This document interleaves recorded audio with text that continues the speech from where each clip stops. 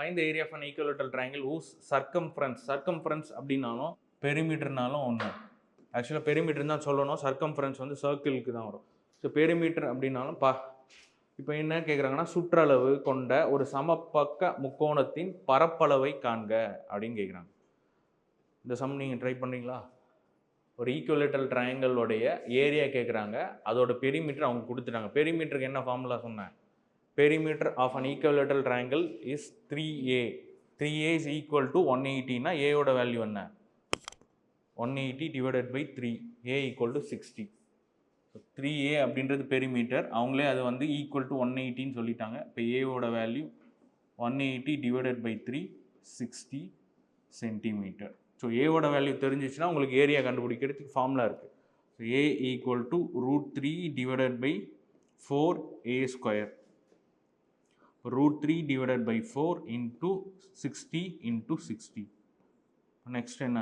4 times அடிச்சோம்னா 15. 900 900 √3ன்னு வரும். இப்போ 900 √3ன்னு ஒரு ஆப்ஷன் இல்லை. இப்போ என்ன பண்ணியிருக்காங்கன்னா, √3ஓட வேல்யூ வந்து சப்ஸ்டியூட் பண்ணியிருக்காங்க. √3ஓட வேல்யூ √2ஓட வேல்யூ மேக்ஸிமம் யூஸ் பண்ணுவாங்க. 1.414 அப்படின்றது √2ஓட வேல்யூ, √3ஓட வேல்யூ 1.732. ஓகேவா?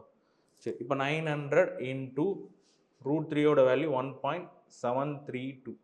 இப்போ இதை நீங்கள் சிம்பிளிஃபை பண்ணி சொல்லுங்கள், இப்போ என்ன ஆன்சர் வரும்?